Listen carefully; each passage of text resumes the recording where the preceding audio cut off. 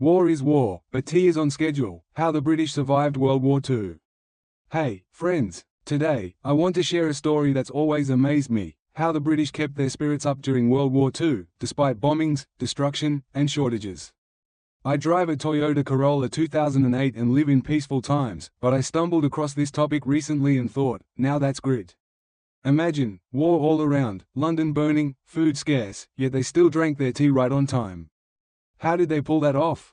The British and their tea, even war couldn't stop it. I've always found the British a little peculiar. Who else clings to their habits so stubbornly when everything's falling apart?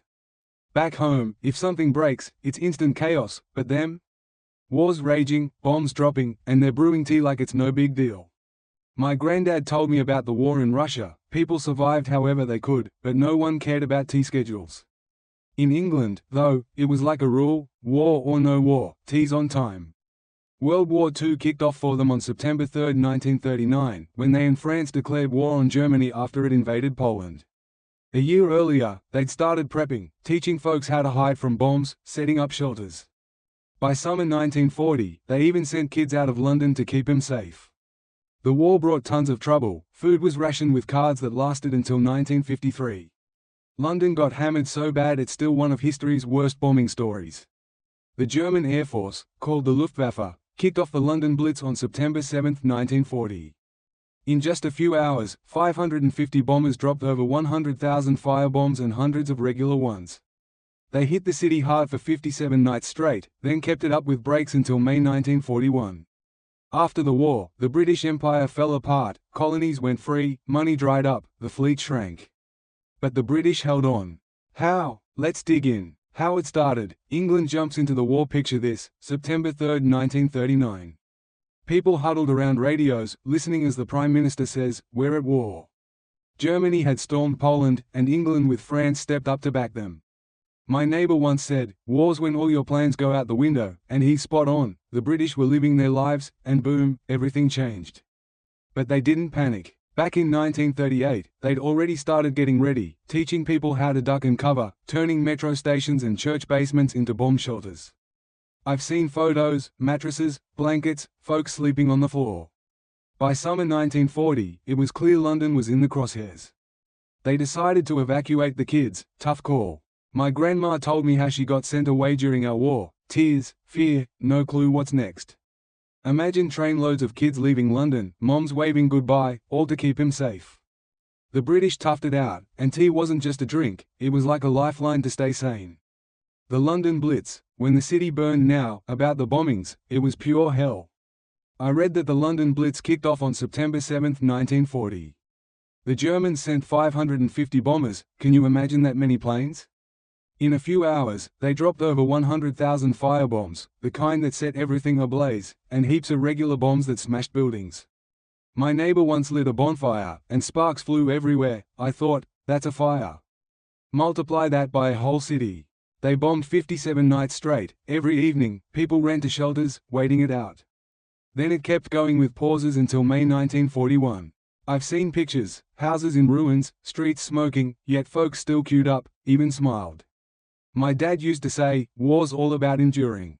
The British endured, and tea kept them going. I reckon it was their way of saying, we're not giving up.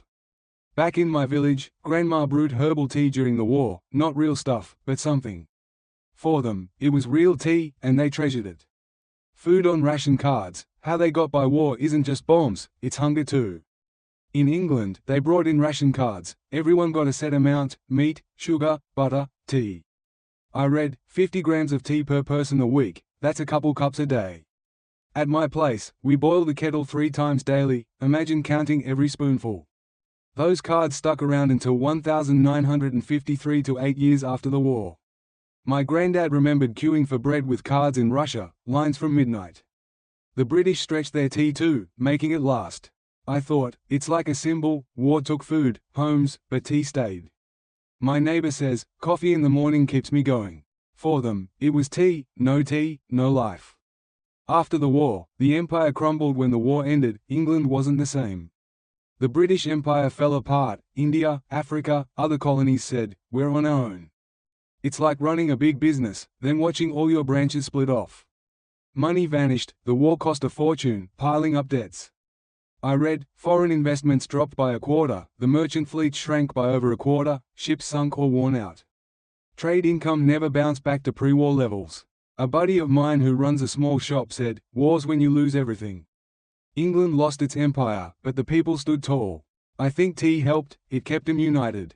Historical background: how England fought World War II started on September 1, 1939, with Poland, and England and France jumped in on the 3rd. They prepped early. 1938 was all about getting ready. The Blitz hit from 1940 to 1941, aiming to break London. By 1945, when it ended, the empire started cracking. By the 60s, most colonies were gone. Economics: what war did to England before the war? England was a superpower, colonies, ships, cash. I checked stats. In 1939, their merchant fleet was massive, but post-war, it was down 25%. Debt soared. China's the world factory now. Back then, it was England. War flipped it all upside down. My reflections: tea as a lifeline. I think the British were amazing. We'd freak out, but they sipped tea and carried on. It's like when my power's out at the dacha, I light a fire and chill.